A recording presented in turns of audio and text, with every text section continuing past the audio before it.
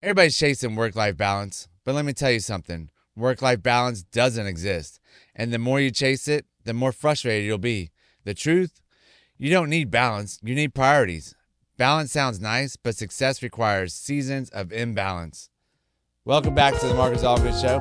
I appreciate everybody listening, watching, and sharing the show. And we're getting out there to more and more people every day. And like I said, I appreciate it. Today we're talking about work-life balance and how it's a myth and why you need priorities and not the balance. The priorities is what sets you apart from everybody else. Having the right priorities is what's going to set you free from the mundane and from being able to not spend time with your kids, not spend time with your spouse, all sorts of different things. Like they talk about this work-life balance, and it's really not out there. It's just all about what you prioritize on the top. Why do you think the balance is broken? I'm going to talk about it today. Balance implies everything gets equal attention at the same time, and that's impossible. Sometimes work is more important. Sometimes the family is more important. There is no way to balance the two together. Life has seasons, and we're all in different seasons. Me and my wife, we're in different seasons. We're 7 years apart. And a lot of times she has this light bulb moment, and I'm like, oh, yeah, I learned that 5 years ago. And it's okay, but it's good to know that she's finally reaching to the catch up to the point. I couldn't imagine being 20 years apart for sure. Like the seasons, you're in two different complete seasons of life, like completely different, not even like close.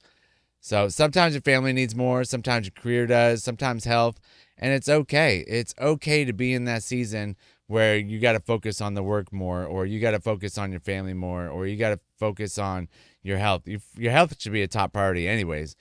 People use the idea of balance as an excuse to avoid going all in. And it's okay to go all in. Sometimes you got to put it all the effort into it to make it work. And it's going to be okay. Even if it's your relationship, sometimes you got to go all in a relationship. Get that back to where it needs to be, and then you got to go all in on work to get your profit up, or, get that promotion that you got to get. You got to buckle down and make it a high priority. Your priorities are constantly changing. You should have standard 3, but they're always changing. The myth sets you up for guilt because you always feel like you're failing. You're failing somebody. You're failing yourself. It's never a good feeling. So don't get all caught up in that.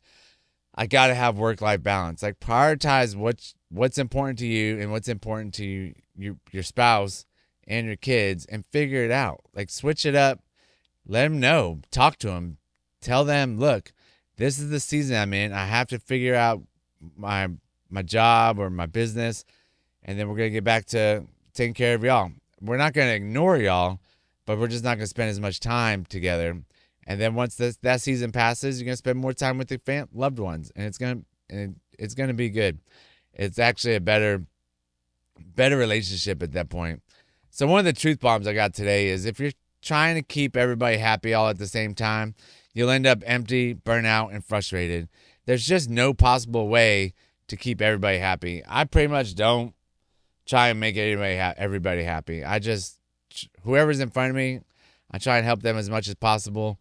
And I try and keep everything together for myself, for other people around me. But I can't make everybody happy. And I learned that a long time ago, probably like 10 years ago. Once you have a business, you realize you can't make everybody happy. So what do you aim for instead of alignment and these different seasons you got? So alignment are your actions matching your values, not balanced but aligned. And it's okay. Like just because, you got to have your values. Like pick out your core values and stick with them. It's going to make you a better person. It's going to help you get through the days, and it's going to make you feel more aligned and less chaotic throughout life. So the seasons of life, in a growth season, you may work longer hours, hustle harder. We talked about that. In a family season, you may pull back, show up more at home, show up to the kids' volleyball games or basketball games or whatever games they're playing. Maybe you can show up to some practices, because you should really try and make all the games, and then some of the practices you can make, sometimes you could drop by school, eat lunch with them. In a healing season, you may focus on your health and rest. Sometimes you got to go to the doctor a little bit more than you normally do.